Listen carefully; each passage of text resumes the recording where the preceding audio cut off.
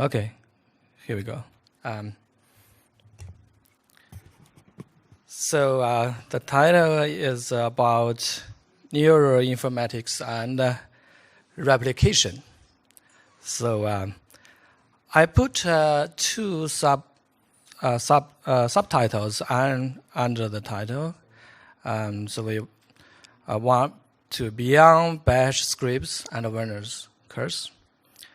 How?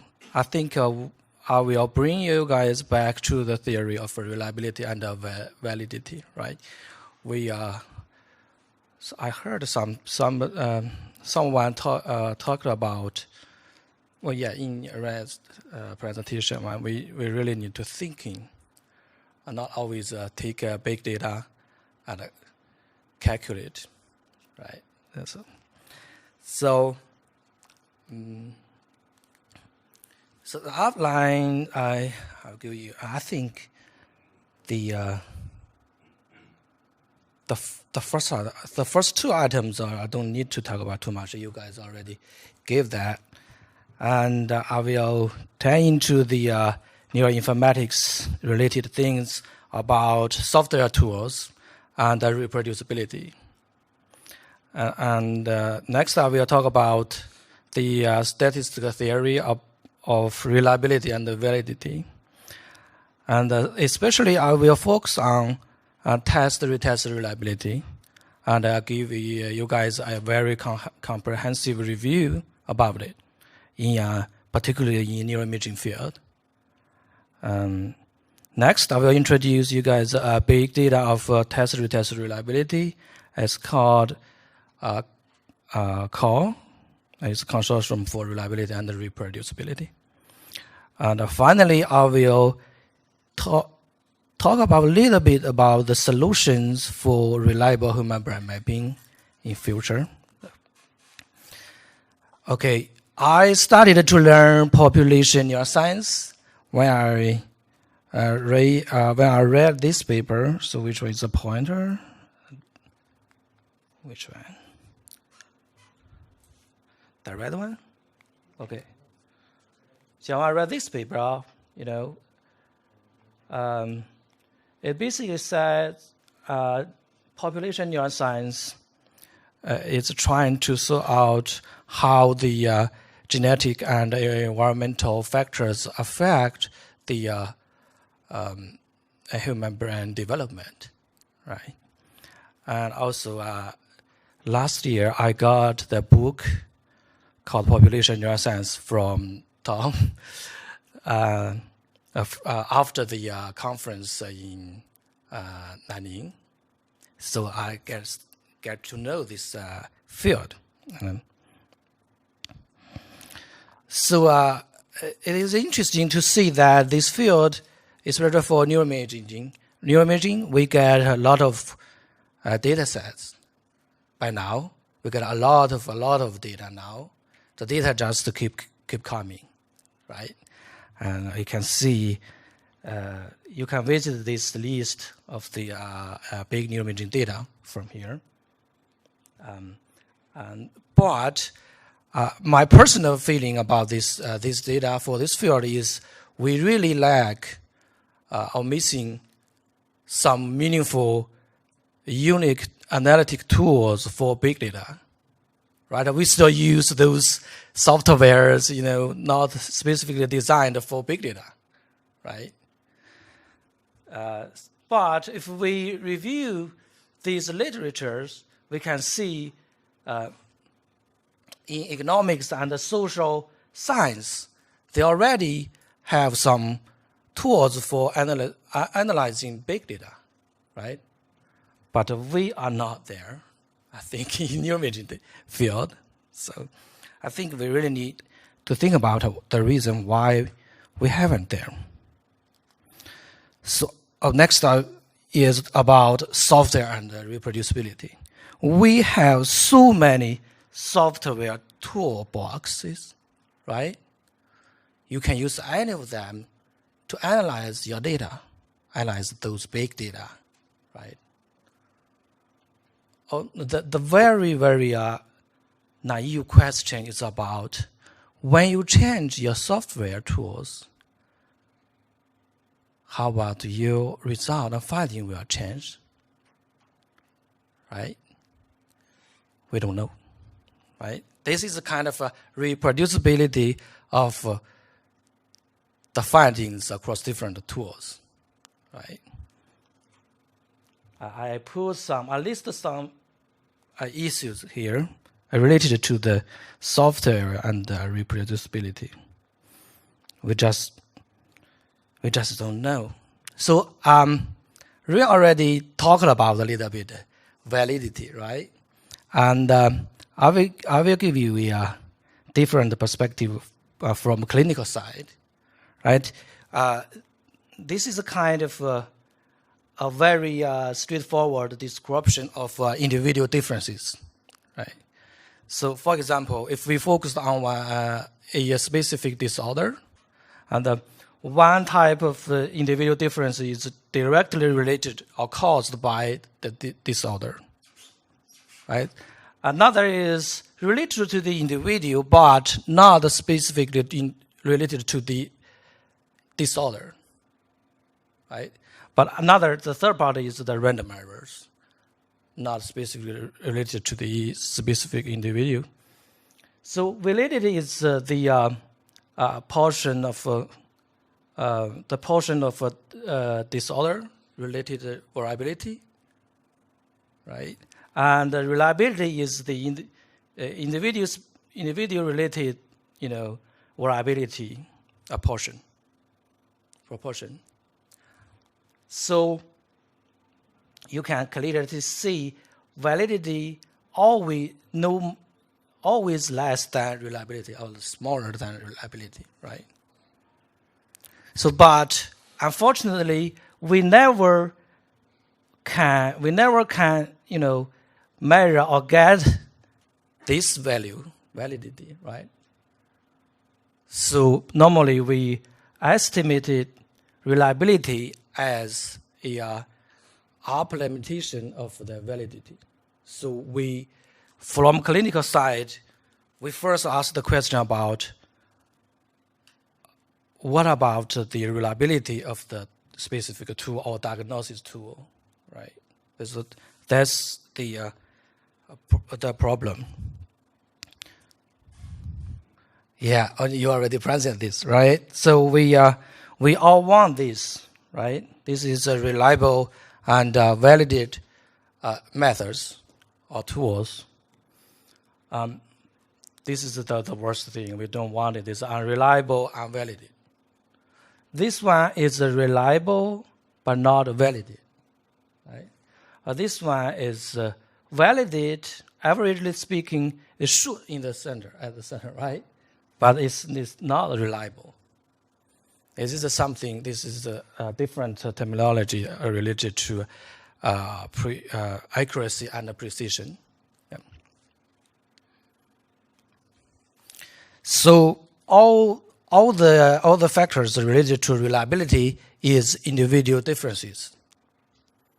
There are two different types of individual differences. So I'll give you an impression about this.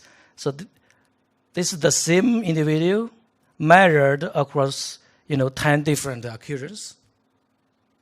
And this different color means different individuals. So we have intra-individual variability or intra-individual differences as measured by the variability for specific individual across different measure occurrence, right? This is called intra-individual variability, and we have inter-individual variability across different individuals, right? So this is two different types of individual differences. So reliability is calling this.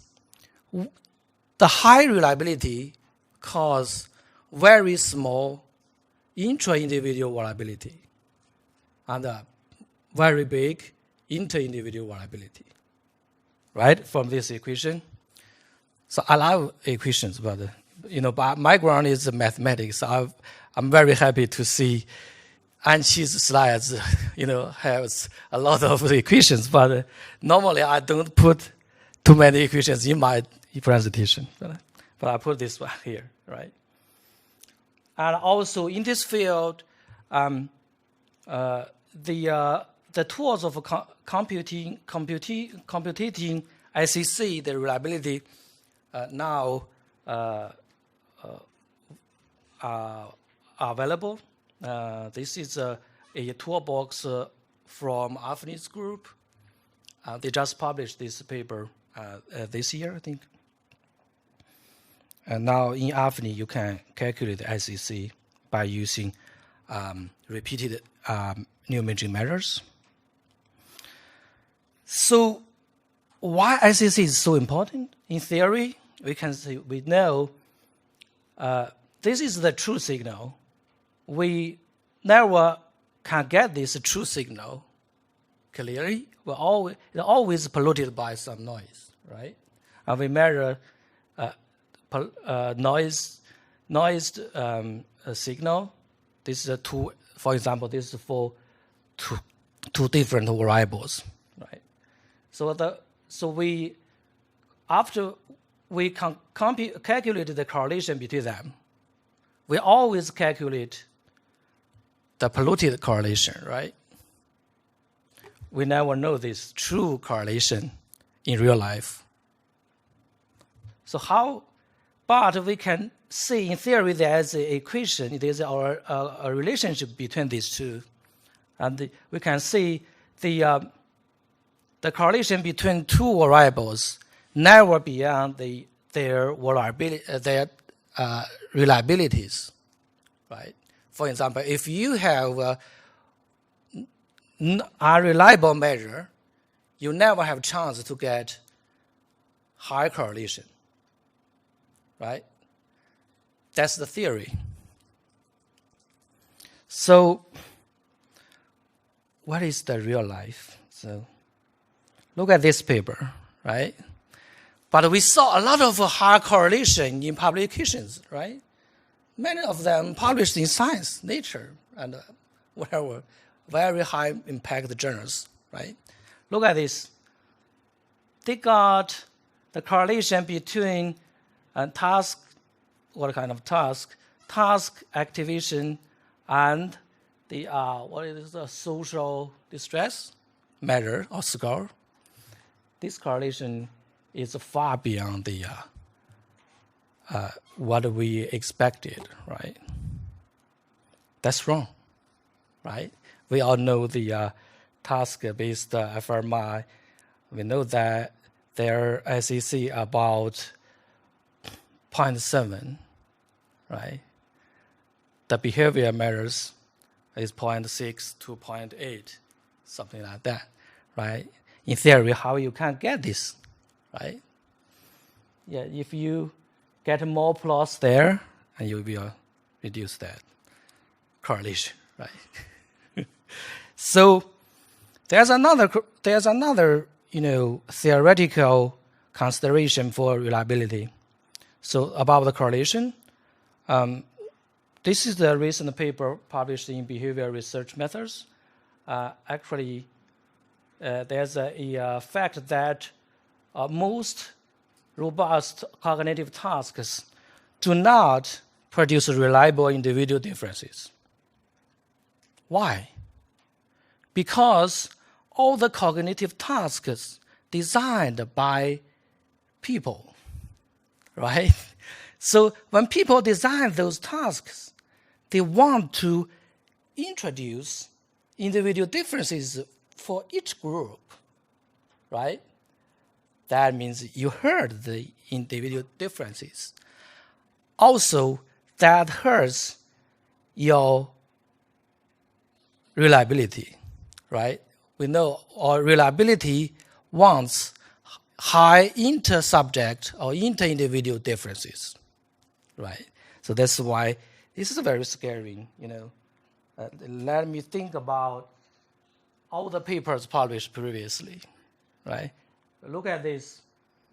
This is the true correlation we want to detect the correlation. This is the reliability for the two different variables. We can see when the variables are very reliable, this is the actually observed correlation, and in this case, you really see we don't need big data. We just don't need the big data. We need reliable methods, right? So, but if the reliability, reduced like this, right? Here, for example, here, even you want to observe 0.3 correlation, you can see you really need so-called big data, right? So the reason behind of people going crazy to get big data is originated from reliability, the poor reliability people. Just stop before that, right? So that's the reason. So next few slides, I will introduce the reliability, especially for test-retest scans across different neuroimaging modalities. You can clearly see how we get regarding the reliability for this field. Right. For test-retest reliability for structural MRI, we got the measures like thickness, gyrification, or this fractal dimensionality is some kind of measure, right, to measure the complexity of the brain geometry. They used two different test-retest data sets. So one is from they call big data. Another from what is that? That's gene structure, something like that. I can't green or something. This is big data from Randy Buckner's group. You can see for these structural MRI matrix, the reliability is good, right?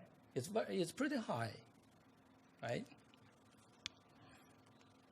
And this is also for different areas of the cerebral cortex. And this is for the subcortical structures. You can see, right?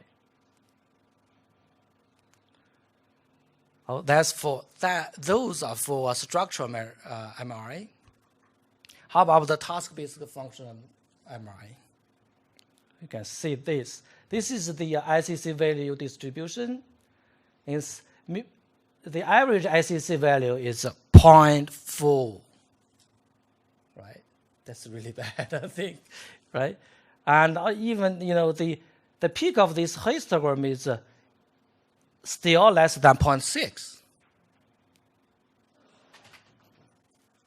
So how you can get the correlation of 0.8, right?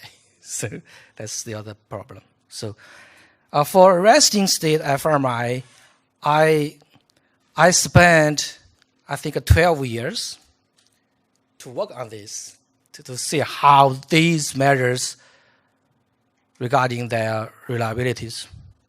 You can see this is across different measures, blah, blah, blah.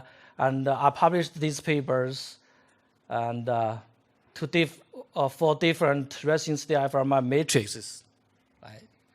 And then I don't want to show the maps from each paper. I just did a meta-analysis based on those maps of ICC, and to see how reliable these matrices. So the big area of this spider graph means higher reliability. This one is good. This one, regional homogeneity is good.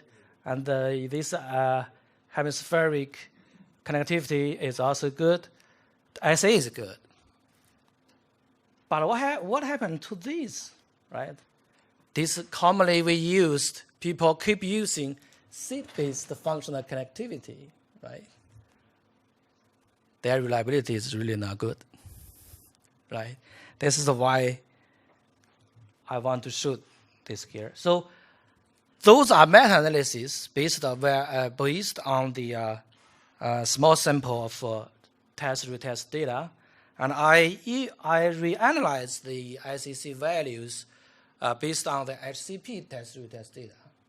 And we kindly get, these are ICC maps, basically replicate the finding, right?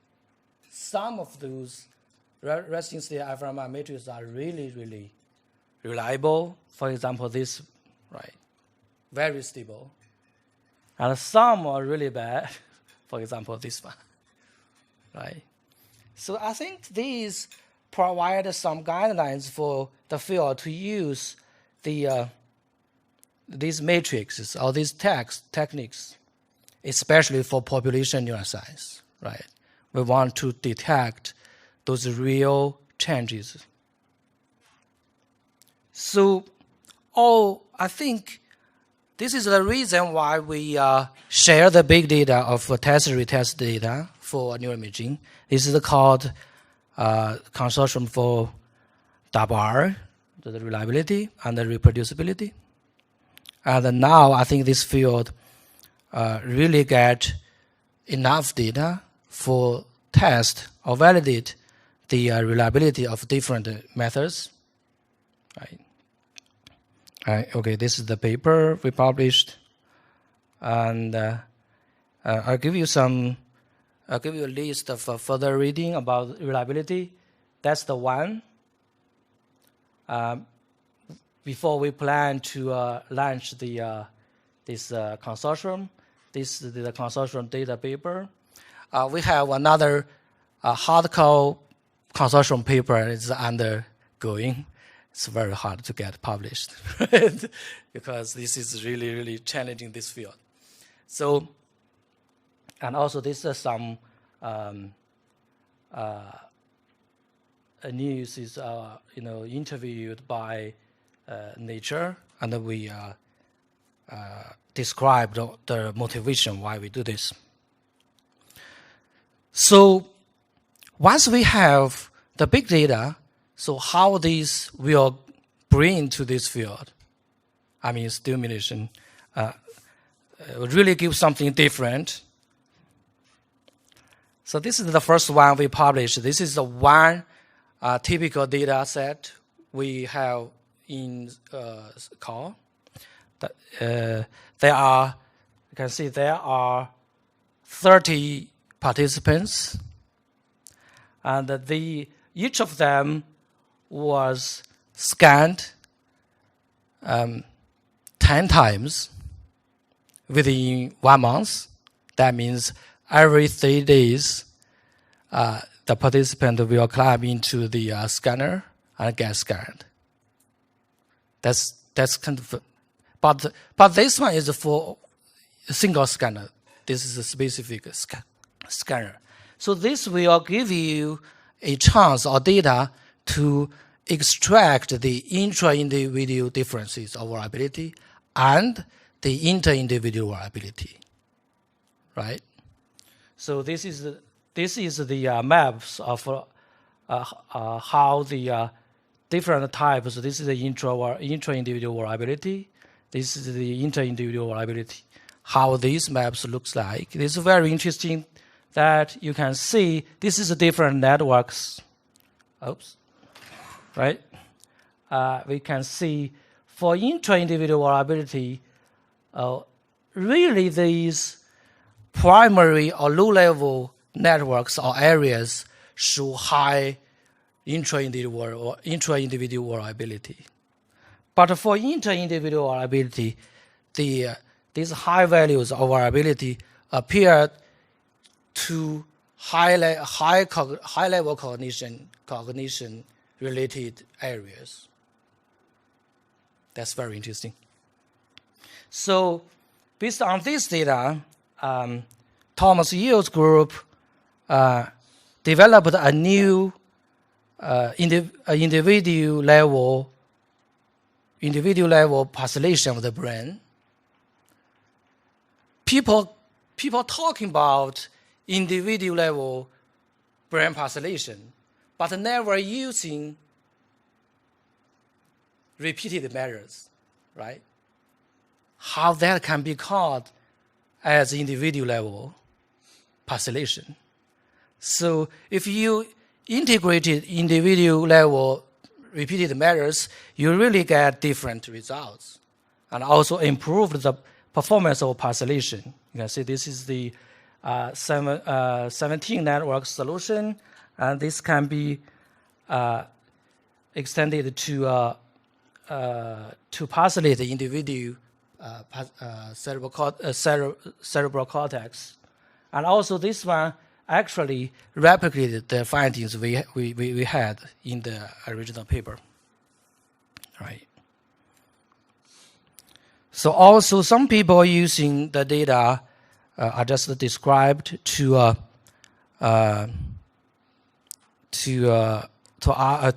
the question how long of resting scan could be enough for get reliable or meaningful measure. This group from NIH, I think, get answers such as 7 minutes. Right? This is a solution for one specific metric, not for all metrics of resting state. For example, for functional connectivity, no, I think some people published papers in Neuroscience said you need 2 hours, right? But I think there's a reason about reliability.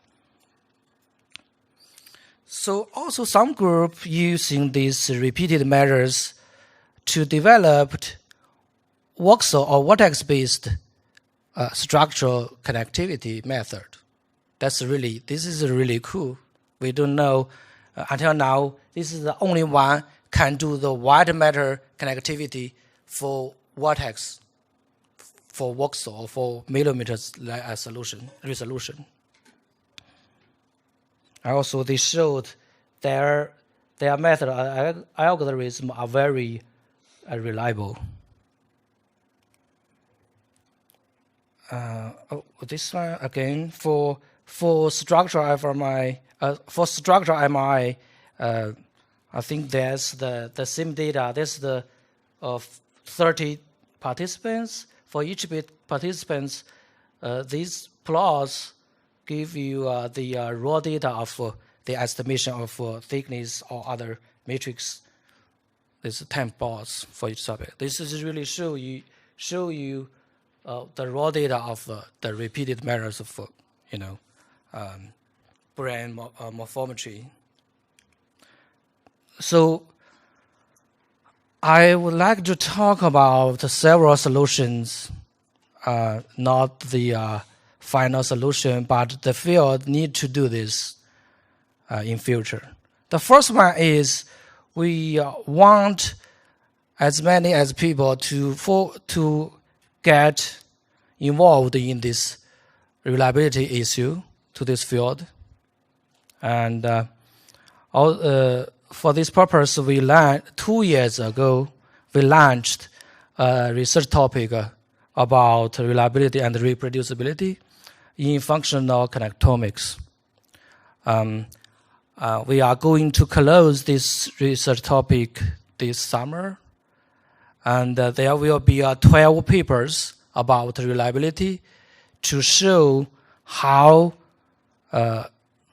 we can fix or improve the reliability are just presented in this talk, where those metrics are not that reliable, but you can improve that by proposing new methods or computational solution for them, especially for brain graph theory. So, yeah, this is I think this is one of the final solution. So we really want to extract the standard estimation of those inter and intra individual differences across different scanners, different methods, different time, all those confounding factors. So we launched 3 projects. The first one is called Local Travel Project.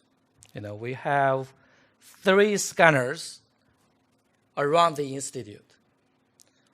2 3 Tesla and 1 7 Tesla. So we have 200 healthy subjects. We will travel across these 3 scanners. They will be measured 5 times. This will give you, for the sim participant, how their measures of their brains will change across different scanners. Right? But the scanner sample size is small. It's only 3, right? So to generalize this to more scanners or to the scanners in China, so we have 5 graduate students. They will travel across 40 scanners in the country. Right? This one will give you the individual differences related to the scanners, or how we extract that after we have this data, and we do that. And then also we want to see the really intensive variability of individuals for a scanner. So we have 8 institutional staff, right? Yeah. So they will be scanned 4 or 5 times every week, and across the 2 years, and you will get very intensive data, repeated measures of their brains. Right? I think once we have these kind of data, you have the almost the final solution of extracting or tracing the individual differences, and at that moment we really can get the maps of the individual differences. So finally, actually, we are planning a big project for twins, for lifespan twins. Right? This is the design. This is a accelerated longitudinal design. So we will scan 6,000 twins in China across right now is about 12 provinces. Right. So I think that's all. I still have.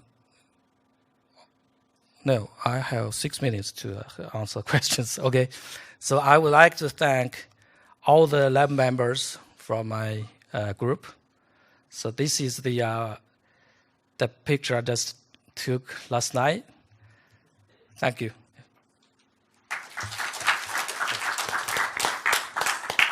So any questions?